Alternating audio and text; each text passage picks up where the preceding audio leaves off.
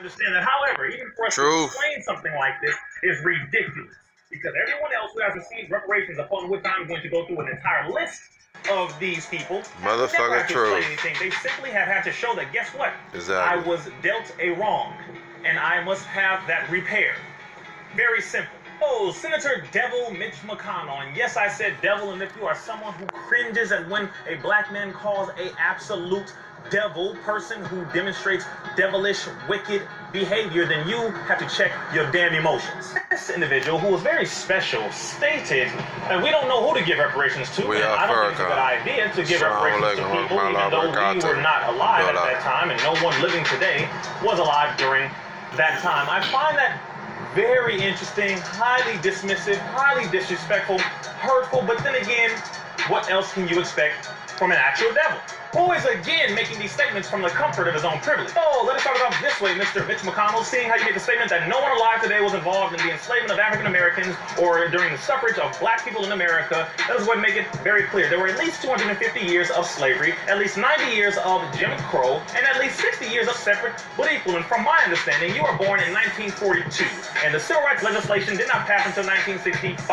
So during Jim Crow, you were alive for at least 23 years, so knock it off. And interestingly enough, you have the audacity to make such an asinine, idiotic statement from within the walls or the confines of the White House, which was built by slaves, and you are still using that magnificent edifice. So are you going to give that back to us? The banks, Mr. Mitch McConnell, had an economic boom as a result of the cotton that was being picked by my ancestors, including Bank of America, including JP Morgan Chase, including Wells Fargo, etc., etc., etc., and that money has still been circulated up until this very day. What's really interesting to me is that out of all the people who have been given reparations, one of the major areas that have been given reparations is the state of Israel, and that was a Jewish Holocaust because we went through a black Holocaust, and theirs wasn't even on the soil here in America, yet America continues to give Israel at least $6 to $8 billion every year, and they gave them $38 billion on top of all of this back in 2017. Wow. While the Holocaust never took place on this soil. And this is coming out of our tax dollars every year, but America didn't ask you about that. They just volunteered your money to go pay for reparations for somebody else's pain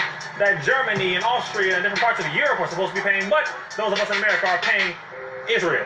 And you don't want to give us the land or the money and the buildings that you owe our people because of what you did to our ancestors here on this soil. So interestingly enough, we are paying for the pain of those who died in the concentration camps in the Holocaust.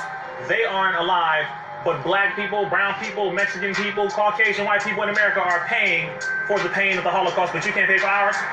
Destroy this whole civil rights lie. The Civil War was not fought because they wanted to end slavery. Let's make that very clear. It was fought because of capitalism and to preserve the Union. And if you want to go even deeper, it has a lot to do with the international banking families and an agent by the name of August Belmont and a family by the name of the Erlangers. Study and read a book by the name of None Dare Call It Conspiracy by Gary Allen and Larry Abraham. It has a whole lot to do with money, money, money, power, control, and not a damn thing to do with freeing us or us as a people as slaves. Destroy the Barack Obama lie, or justification that you try to use to say that that was a form of reparation, the Civil War legislation, the Civil Rights legislation, as well as Barack Obama being elected president. Number one, he was not the first black president of the United States. Let that sink in. Two, he was not born on this soil. He is Kenyan, so therefore that's why you selected him and allowed us to elect him. He was chosen to be the president by you. It wasn't a fair chance, and you know damn well it wasn't. Number three, Obama's administration did not pass laws nor legislation to give us reparations, so therefore him being black has nothing to do with virtually anything other than the simple fact that he's black. Exactly. Most we got from Obama being black is the emotional feeling, making it seem as though there was going to be a benefit because we believe we got one of ours in the White House when it was one of yours chosen from an African country, not a Negro in America. Although Barack Hussein Obama is a beautiful brother, a kind-hearted man, a good father, etc., you know damn well that even if you had a hint that he was going to give us reparations, you would have taken him out. So knock it off. Okay, so let's go ahead and end this right now. Let us add some perspective, shall we? In 1866, the Southern Homestead Act was passed by which gave ex-slaves the ability to purchase land for up to 6 months without competition from whites. Isn't that nice? And interestingly enough, the vast majority of slaves Shishonis were not able to participate in this program. And why is that? Because the majority of them still were in debt to their slave masters. And therefore, only 3,000 were able to participate in this program in Florida. And yes, it was a total and complete failure. In 1927, the Shoshones were paid over $6 million for land that was illegally taken from them. In 1956, the Pawnee tribe was given over $1 million in a case that was brought before the Indian Claims Commission, by which they proved that the government had stolen land from them in Iowa, Kansas, and Missouri. In 1962, the state of Georgia restored many different Cherokee landmarks, a newspaper plant, and other buildings in New Dakota, and also repealed its repressive anti-Native American 1830 laws. Man, check this out. In 1971, $1 billion was awarded along with 44 million acres of land in the Alaska Native Claims Settlement Act. And for those who don't know, yes, Alaska is a state. It is a part of the United States. Yes, it was a Russian colony. It was purchased by the United States for $7,200,000 in 1867, and it became a state in 1959. So yes, it's a part of the 50 states.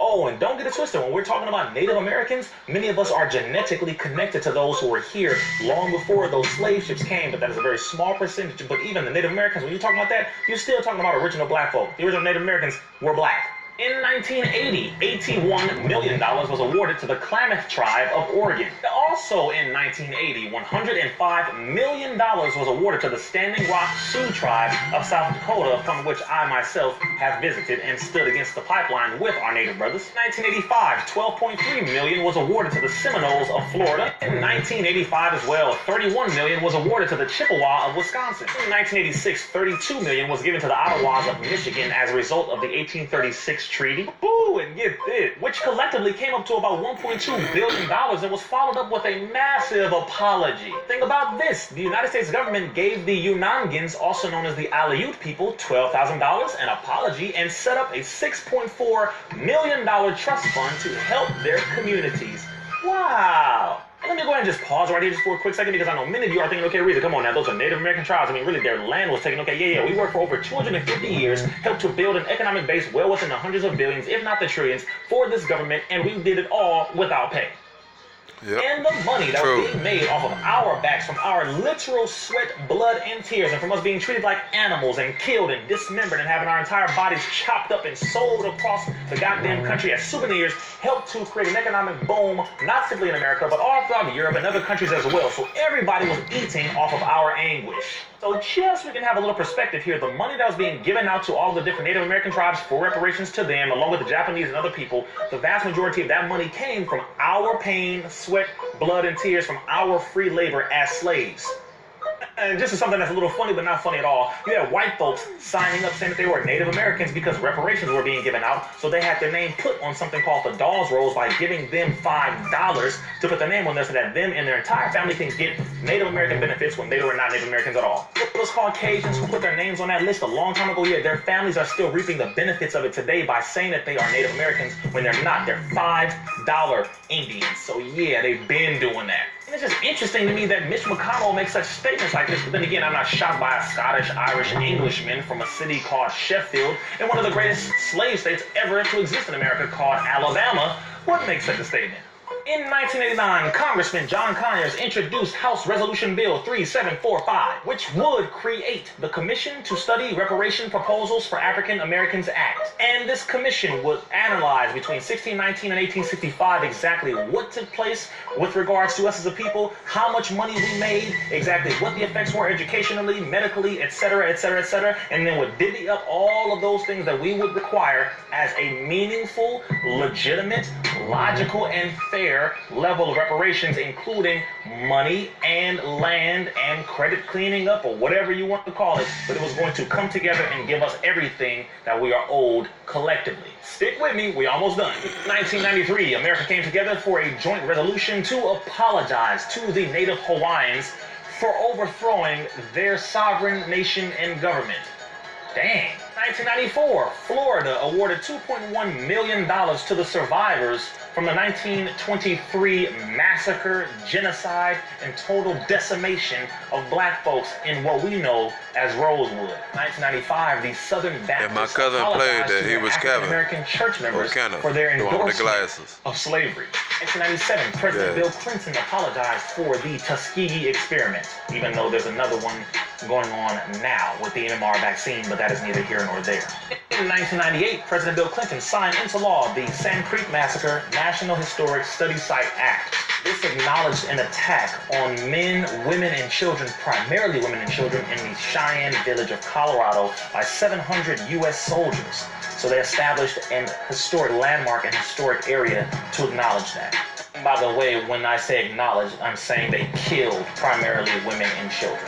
In 2001, the Oklahoma legislature agreed to sign a bill giving reparations to those who were in the Greenwood community that was destroyed in 1921. How about this? They gave them reparations in the form of low-income student scholarships, an economic development authority, a memorial, and medals to the 118 survivors from the Greenwood destruction. In 2002, Governor Mark Warner of Virginia issued a formal apology to 8,000 black residents for forcibly sterilizing them.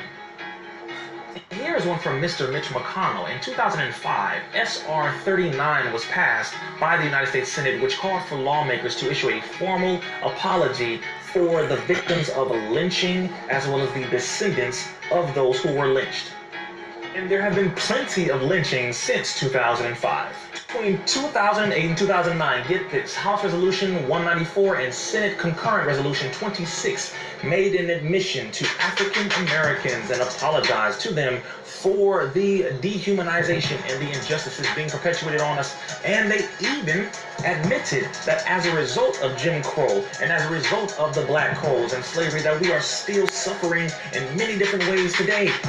But all of these apologies are not reparations. I'm trying to figure this out. All these apologies, lots of words. But where's the money? Where's the land? Where are the things that can get us back into a position to where we have a fair chance equally? It's hilarious to me because if I stab a person multiple times and I cut off one of your legs, one of your arms, take out one of your eyes, chop off one of your ears, and I just say, my bad, that doesn't repair my body. 2014, North Carolina set aside a measly $10 million as an apology and as a reparation for forcibly sterilizing over 7,600 people in their eugenics program.